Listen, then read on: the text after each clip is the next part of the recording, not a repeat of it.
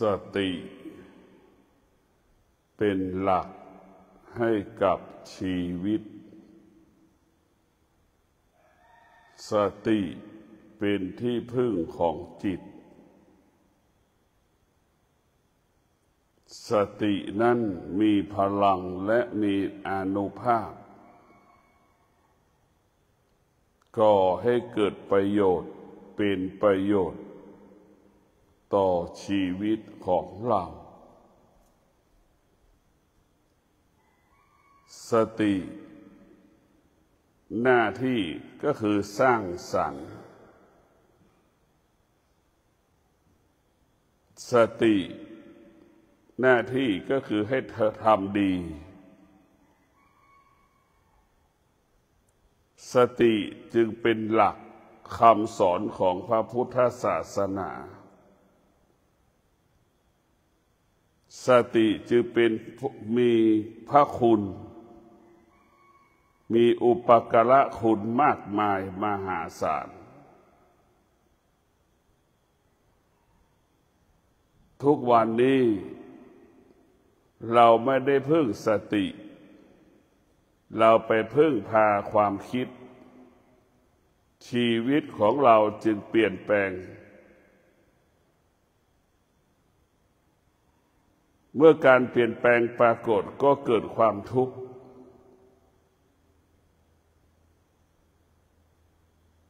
เราถ้าหากจิตของเราหรือเราอาศัยสติเราจะเข้าใจชีวิตเราจะอยู่กับสติชีวิตก็มั่นคงเราอาศัยสติชีวิตเราก็ปลอดภัยเราอาศัยสติชีวิตก็ไม่ผิดพลาดเราอาศัยสติชีวิตเราก็ยั่งยืนเราอาศัยสติไปพูด100 ครั้งก็สำเร็จ100 ครั้งเราอาศัยสติคิด100 ครั้งก็สำเร็จ100 ครั้งเราอาศัยสติทำการใดๆก็สำเร็จพวกเราทั้งหลายสติเนี่ยเป็นพลังของจักรวาลบุคคลที่มีสติจะอยู่กับความเป็นจริง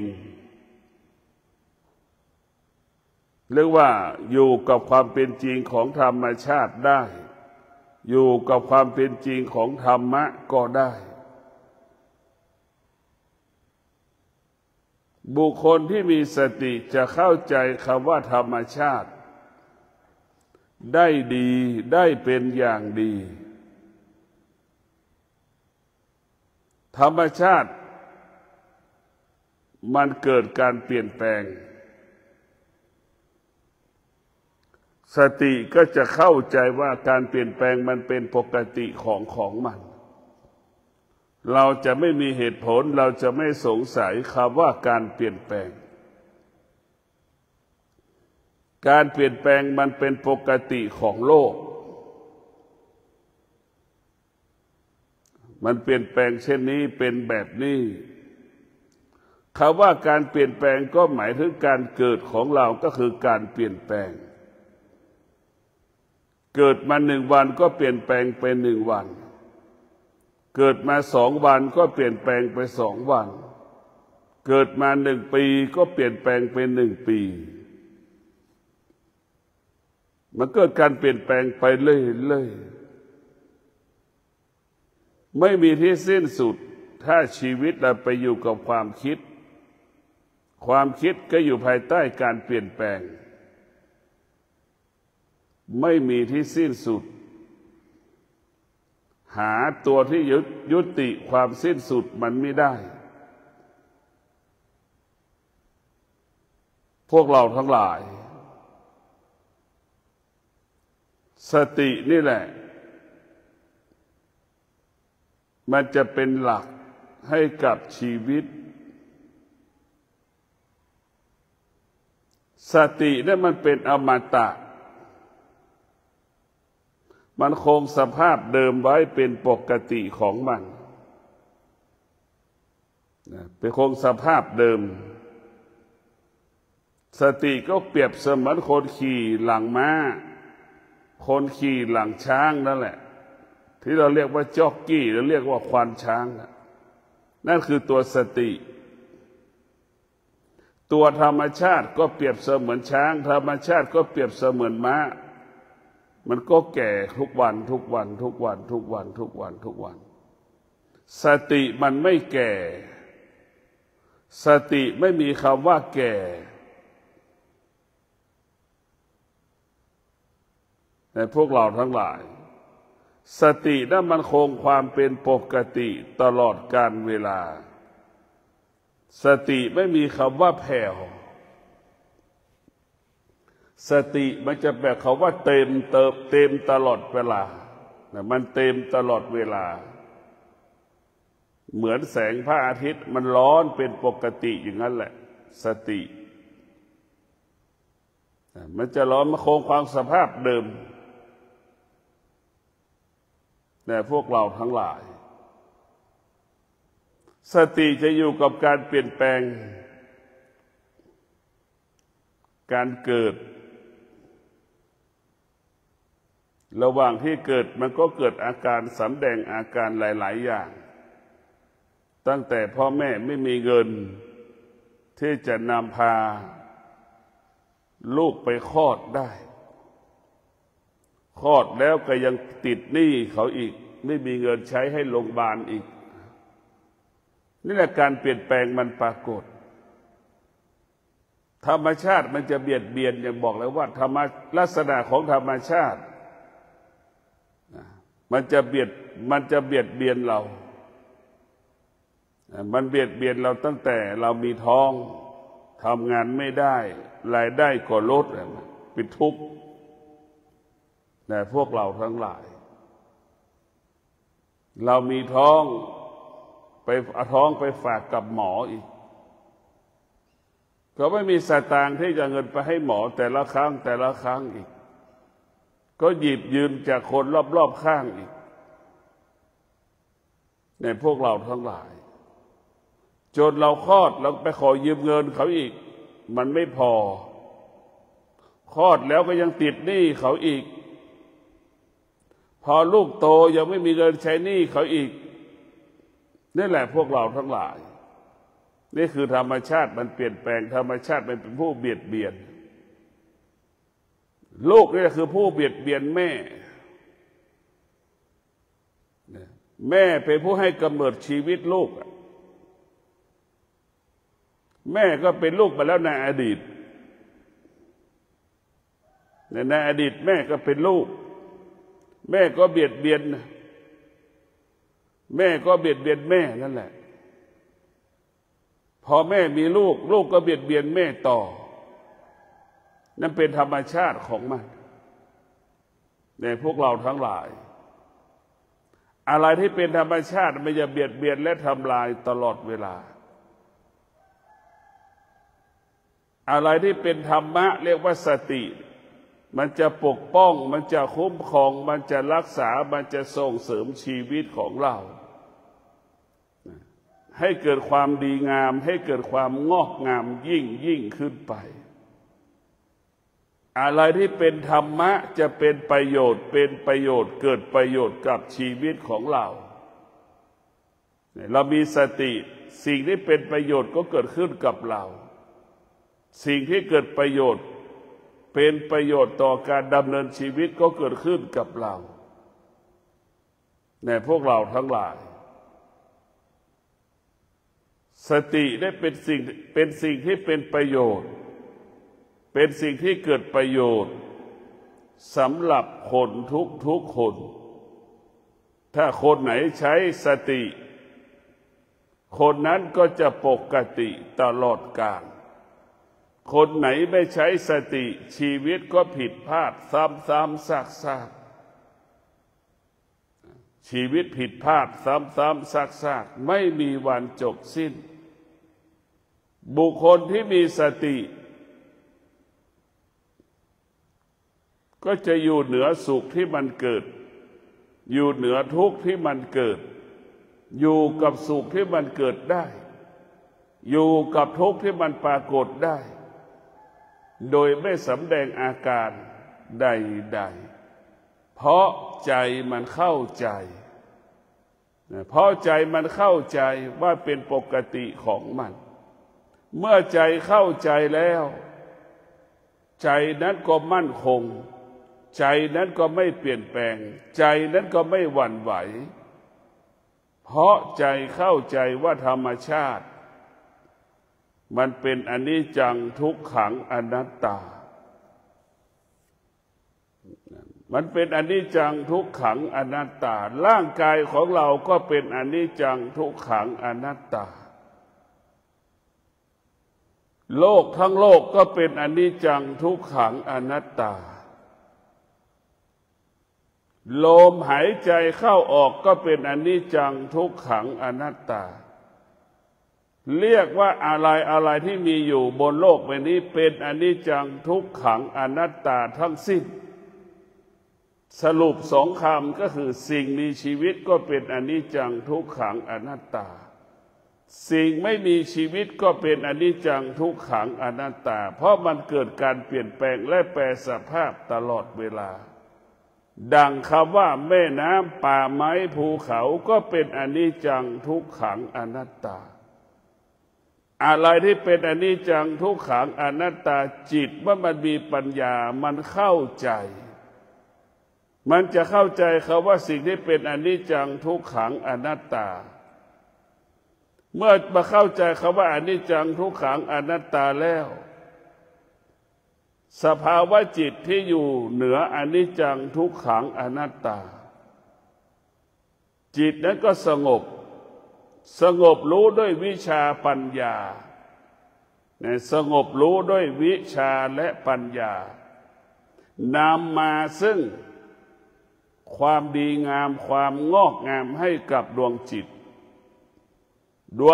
งอกงามด้วยวิชาปัญญาจะเบิกบานผ่องใสตลอดเวลาแต่พวกเราทั้งหลายเมื่อเราเข้าใจโลกเราก็สามารถอยู่กับโลกบนนี้ได้เมื่อเราเข้าใจชีวิตเราก็สามารถมีชีวิตอยู่บนโลกใบนี้ได้อย่างงดงามและเป็นปกติดังคำว่าเข้าใจนี่เป็นสิ่งที่สำคัญที่สุดเข้าใจความจริงที่เปลี่ยนแปลงเข้าใจความจริงที่ไม่เปลี่ยนแปลงเข้าถึงความจริงที่เปลี่ยนแปลง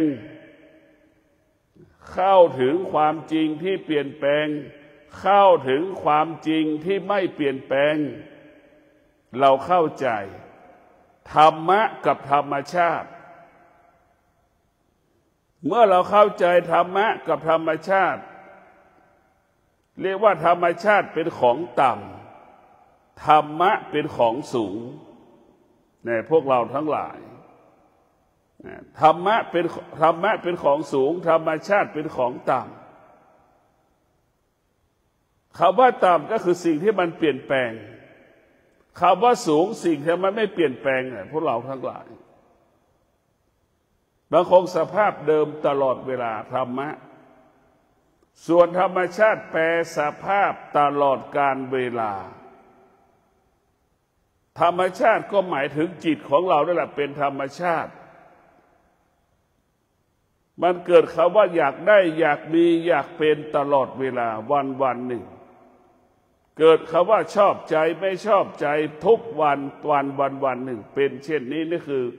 สภาพจิตที่มันแปรสภาพเรียกว่าเปลี่ยนแปลงสภาพจิตที่เป็นธรรมชาติมันจะเกิดความอยากสารพัดความอยากมันจะเกิดความทุกข์สารพัดความทุกข์เกิดปัญหาสารพัดปัญหามีเหตุมีผลไม่มีวันจบสิ้น นี่คือจิตที่เป็นธรรมชาติส่วนจิตที่เป็นธรรมะจะสงบรู้เป็นอมตะจิตที่มีธรรมะจิตที่อาศัยธรรมะจะสงบรู้ตลอดกาลเวลามันจึงเกิดคำว่ารู้อยู่เหนือรู้รู้อยู่เหนือรู้นี่แหละพวกเราทั้งหลายอะไรที่เป็นธรรมชาติ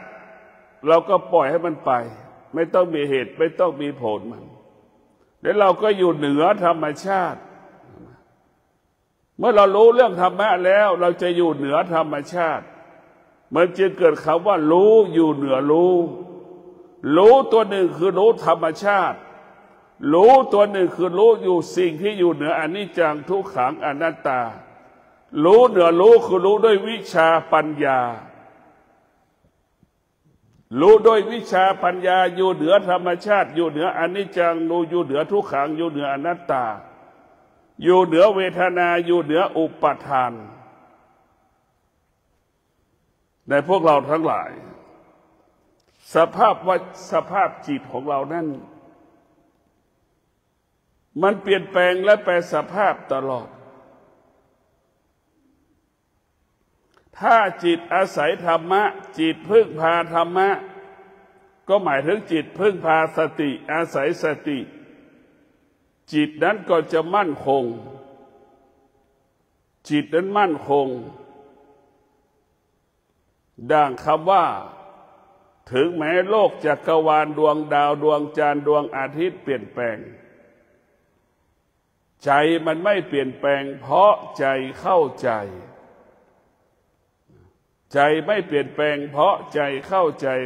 จว่าการเปลี่ยนแปลงเป็นปกติของมันหรือเข้าใจว่าการเปลี่ยนแปลงมันเป็นอนิจจังทุกขังเป็นอนัตตามันเป็นเช่นนี้ของมันเป็นแบบนี้ของมันแล้วมันก็เป็นแบบนี้เป็นอมตะเรียกว่าเป็นคู่ของโลกจึงเกิดคำว่าธรรมชาติเป็นคู่ของโลกธรรมะจึงเกิดคำว่าสิ่งที่อยู่เหนือโลกในพวกเราทั้งหลายธรรมะเป็นสิ่งที่อยู่เหนือโลกธรรมชาตินั้นเป็นสิ่งที่อยู่คู่กับโลกมีอยู่บนโลกใบนี้ร่างกายของเราเปรียบเสมือนโลกพวกเราทั้งหลายอยากได้อยากมีได้เป็นธรรมชาติถ้าจิตมันอาศัยสติจิตพึ่งพาสติจิตนั้นจะมีพลังจิตนั้นจะมีกำลังจิตนั้นจะมีอานุภาพมั่นคงเป็นอมตะดังคำว่าฝนตกดวงจิตที่มีสติก็จะมั่นคงฤดูฝนปรากฏจิตที่อาศัยสติก็มั่นคงเข้าใจว่าฝนจะตกไม่เกิน3 เดือนเนี่ยสติมันจะเข้าใจธรรมชาติและสติก็อยู่เหนือธรรมชาติฝนตกมันเป็นปกติของมันนั่นแหละสติที่จิตที่ไปอาศัยสติจะเข้าใจเช่นนี้จิตเมื่ออาศัยสติมันจึงไม่สะเทือนจึงไม่หวั่นไหวเมื่อฤดูฝนปรากฏมันก็มั่นคงเป็นอมตะสงบรู้เป็นอมตะจนถึงที่สุดฤดูฝนก็หมดสิ้นไปจากฤดูกาลพอฤดูฝนปรากฏอีกฤดูร้อนมาอีกฤดูหนาวมาอีกอย่างนี้พวกเราทั้งหลายเรียกว่าจิตที่อาศัยสติอยู่กับการเปลี่ยนแปลงของธรรมชาติได้อย่างงดงามพวกเราทั้งหลายเมื่อจิตเราอาศัยสติจิตกับสติก็บวกมีพลังและมีอานุภาพอย่างดั่งพายุเฮอริเคนจิตกับสติอาศัยกันอยู่จะมีพลังและมีอานุภาพดั่งพายุเฮอริเคน มันมีพลังมากก็ฝากให้พวกเราได้ใช้สติกับสมาธิใช้สติกับจิตอาศัยสติมันจะมีพลังแก้ปัญหาก็ง่ายพัฒนาใดๆก็สะดวกสำเร็จตามใจปรารถนาพวกเราทั้งหลายให้เรารู้ว่าสิ่งใดที่เป็นธรรมชาติสิ่งใดที่เป็นธรรมะแยกออกจากกันแล้วให้เราเข้าใจธรรมชาติกับธรรมะให้ได้เราแยกธรรมชาติออกจากชีวิตเราไม่ได้แต่ให้เราเข้าใจมันร่างกายเราก็เป็นธรรมชาติจิตเราก็เป็นธรรมชาติเราเข้าใจมันแยกออกจากกายจากจิตเราไม่ได้แต่เราเข้าใจมันเราเข้าใจมันแต่สิ่งที่อยู่เหนือธรรมชาติก็คือธรรมะคือตัวสตินั่นแหละดังที่บอกแล้วว่าธรรมะมันเป็นตัวสร้างสรรค์มันเป็นตัวพัฒนาให้กายสงบให้จิตสงบถ้าเป็นอาหารได้เป็นอาหารอร่อยที่สุดในโลกก็คือธรรมะนี่แหละแต่พวกเราทั้งหลายถ้าเป็นดอกไม้ก็เป็นดอกไม้ที่สวยที่สุดในโลกเป็นดอกที่มีกลิ่นหอมที่สุดในโลกก็คือธรรมะเพราะนั้นธรรมะจึงสร้างสรรค์ชีวิตส่วนธรรมชาตินั่นก็เปรียบเสมือนขี้มั้งเนี่ยเพราะนั้นอยู่ไหนมันคนอยู่ไหนใกล้ขี้ก็เหม็นนะไม่มีใครอยู่ใกล้ขี้ธรรมชาติเปรียบเสมือนไฟมันร้อนไม่มีใครอยากอยู่ใกล้ไฟเห็นไหมแต่พวกเราทั้งหลายเพราะนั้นธรรมชาติที่สำคัญเราจะต้องออกจากมันให้ได้ออกก็คือออกจากความรู้สึกเราไม่เอาจิตไปผูกกับธรรมชาติเราเข้าใจรู้เราเข้าใจได้เราก็รู้ว่าสิ่งที่มันเป็นธรรมชาติมันก็คือเปลี่ยนแปลงและแปรสภาพทุกวันเหมือนเราเกิดมาแล้วแก่โดยไม่รู้สึกตัวนั่นแหละเหมือนเราเกิดมาแก่โดยไม่รู้สึกตัวมันค่อยๆพัฒนามันค่อยๆเปลี่ยนแปลงโดยเราไม่รู้สึกตัวเหมือนเราแก่พวกเราทั้งหลายเราจะมารู้สึกตัวอีกทีก็ตอนที่เราอายุ55อายุ60จึงรู้ว่ามันแก่รู้ว่าความแก่มันปรากฏแต่พวกเราต้องมีสติพิจารณาเมื่อเรามีสติอาศัยสติก็จะพาเราไปสู่ความดีงามก็หมายถึงสงบรู้ตลอดเวลาเนี่ยสงบรู้มันจะพาเราไปสู่ธรรมะทั้งสิ้นสงบรู้ให้เราอดทนสงบรู้ให้เรามีวิริยะภาคเพียรสงบรู้ให้เรามีปัญญาใช้ปัญญาพิจารณาสิ่งที่มันปรากฏกระทบทางตาหูจมูกลิ้นกายใจของเราจะต้องพัฒนาสติอยู่ที่ตาสติอยู่ที่หูตาก็มีคุณภาพหูก็มีคุณภาพสตินี่สำคัญเพียงแค่คำสั้นๆแต่มีอานุภาพ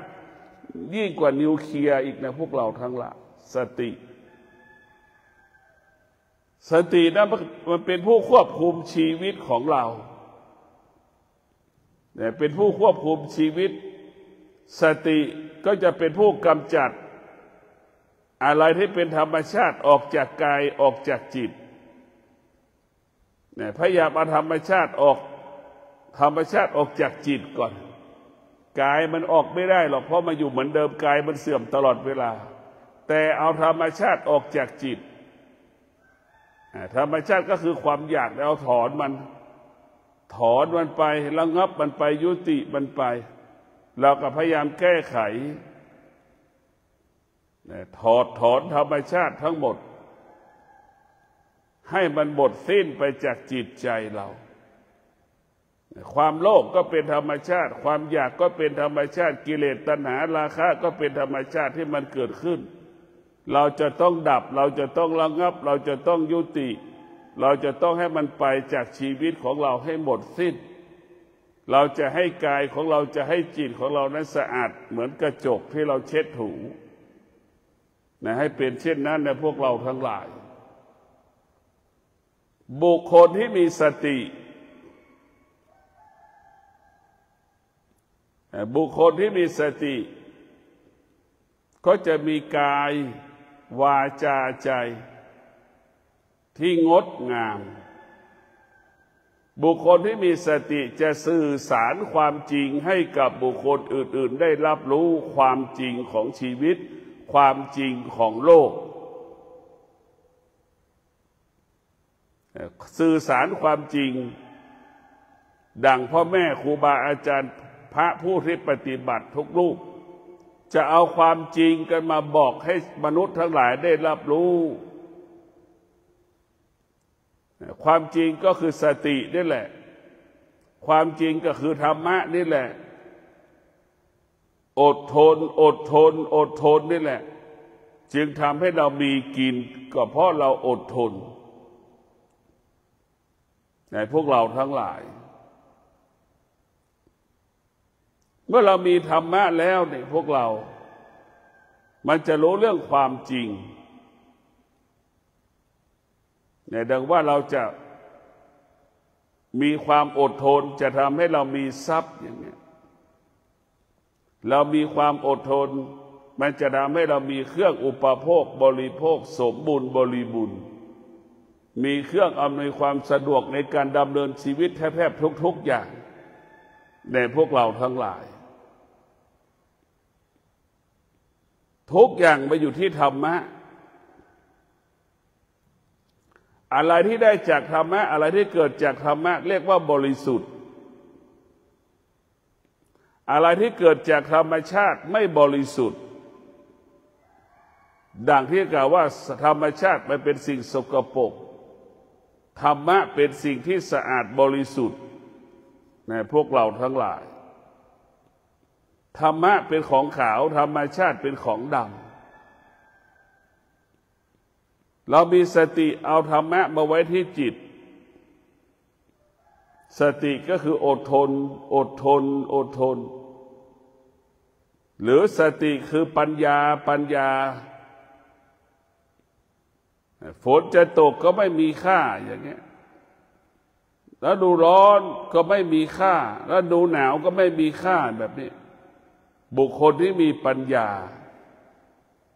จะไม่อ้างอิงอาศัยความว่าเขาอาศัยสิ่งใดสิ่งหนึ่งคือเราไม่อาศัยสิ่งใดสิ่งหนึ่งดังต้นไม้บนภูเขาฝนจะตกไม่ตกต้นไม้ก็ไม่ให้ค่าฤดูร้อนปรากฏก็ไม่มีค่าสำหรับต้นไม้บนภูเขาฤดูหนาวปรากฏต้นไม้บนภูเขาก็ไม่ให้ค่าไม่ให้มีความหมายนี่แหละ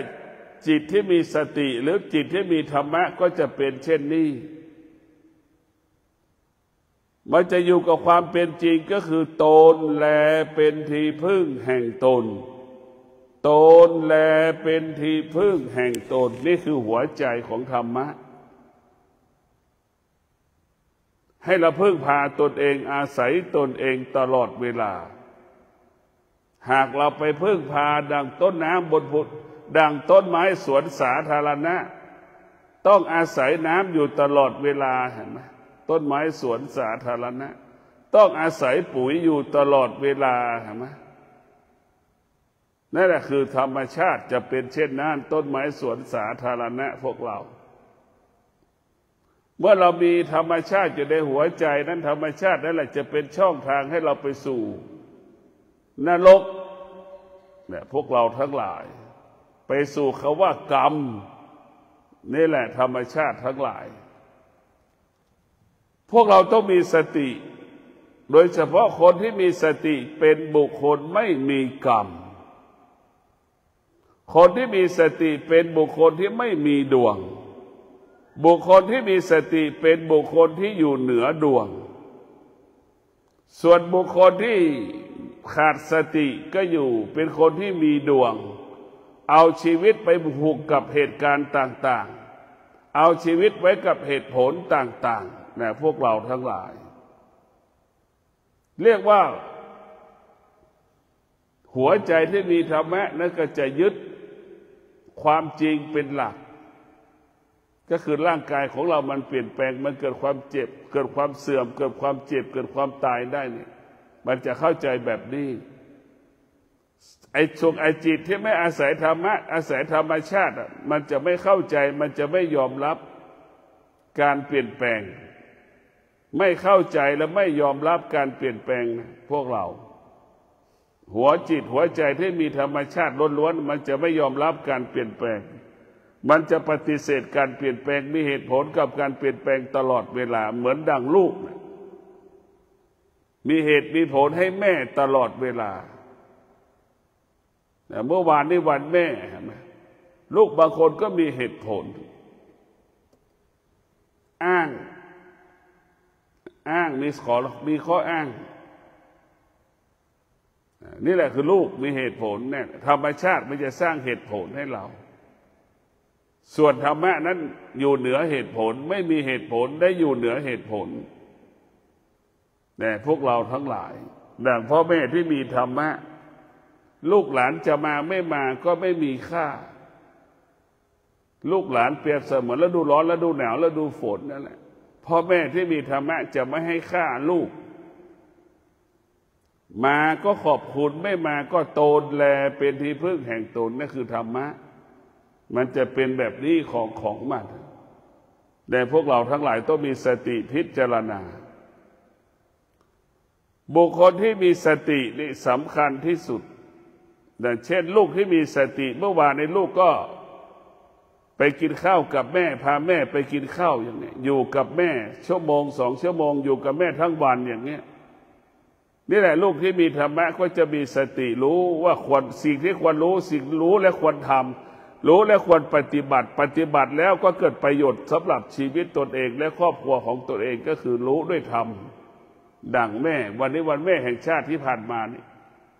ลูกก็จะไปกินข้าวกับพ่อกับแม่ไปนอนกับพ่อกับแม่อยู่กับพ่อกับแม่ทำอาหารให้พ่อแม่กินอย่างเงี้ยนี่แหละธรรมะจะอยู่กับความเป็นจริงส่วนลูกไม่มีธรรมะก็จะพาสามีภรรยาพาลูกตนเองไปที่อื่นๆไปเที่ยวต่างจังหวัดไปสถานที่นั่นไปสถานที่นี้แล้วก็ปล่อยให้แม่แก่ๆอยู่ข้างหลังลูกที่มีสติลูกที่ขาดสติลูกที่ไม่มีธรรมะจะโทรหาแม่ยังไม่โทรหาลูกที่ไม่มีธรรมะจะเป็นแบบนั้นลูกที่ไม่มีธรรมะก็จะเห็นความไม่เป็นจริงไม่รู้ว่าสิ่งไหนเป็นความจริงมันไม่รู้เลยลูกที่ไม่มีธรรมะความจริงมันก็ไม่รู้ความเป็นจริงมันก็ไม่ความไม่เป็นจริงมันก็ไม่รู้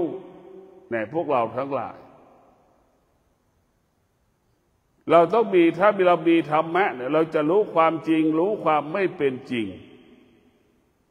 มันจะไม่ยึดติดเลยคนที่มีธรรมะจะไม่ยึดติดคนที่มีธรรมะจะเป็นกลางหรือว่าจะเป็นกลางไม่ยึดติดสิ่งใดสิ่งหนึ่งจึงเกิดคำว่ารู้ไม่ตามรู้นั่นแหละ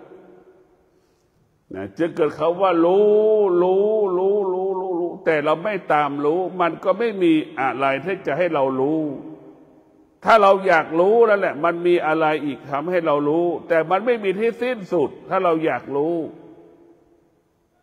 แต่ถ้าเราไม่อยากรู้แล้วมีสติมีปัญญาเนี่ยคำว่าอยากรู้ไม่มีแล้วมันจะอยู่เหนือรู้สติปัญญาจะให้เราอยู่เหนือรู้สิ่งที่เรารู้เราจะอยู่เหนือมันเมื่อเราอยู่เหนือมันนี่เราก็ชนะมันเราควบคุมมันได้เหมือนเราเป็นจ็อกกี้ขี่หลังม้าเหมือนควานช้างขี่หลังช้างนั่นแหละพวกเราทั้งหลาย เรามีสติเรามีธรรมะเนี่ยเราจะควบคุม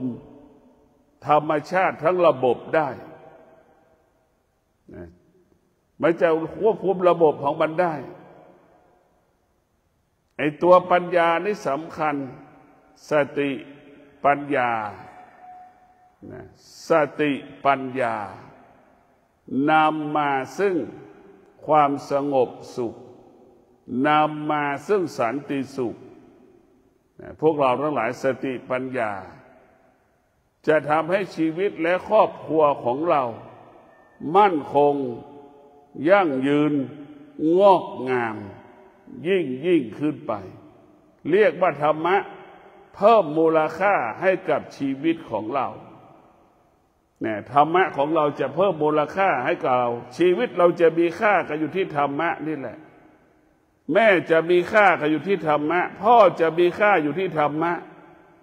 ลูกจะมีค่าอยู่ที่ธรรมะนายจ้างจะมีค่าอยู่ที่ธรรมะลูกจ้างจะมีค่าอยู่ที่ธรรมะนายกรัฐมนตรีจะมีค่าก็อยู่ที่กับธรรมะแต่พวกเราทั้งหลายอะไรที่เป็นธรรมะมันจะเป็นสิ่งที่มีคุณค่าทุกคนจะแสวงหาความจริงความจริงก็คือธรรมะนี่แหละธรรมะก็คือความสงบถ้าเรามีความสงบเมื่อไหร่ธรรมะก็ปรากฏเกิดขึ้นทันทีเห็นธรรมะชัดเจนทันทีแต่ขอให้พวกเราได้มีสติพิจารณามีสติเราก็เป็นคนปกติ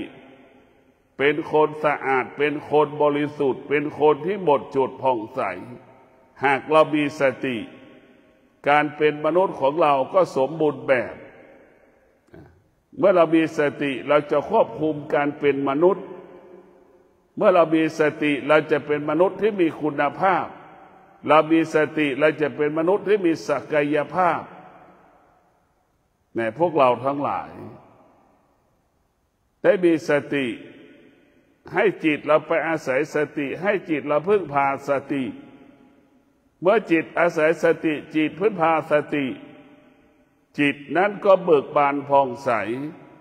จิตนั้นก็งอกงามยิ่งขึ้นไปขอเจริญพร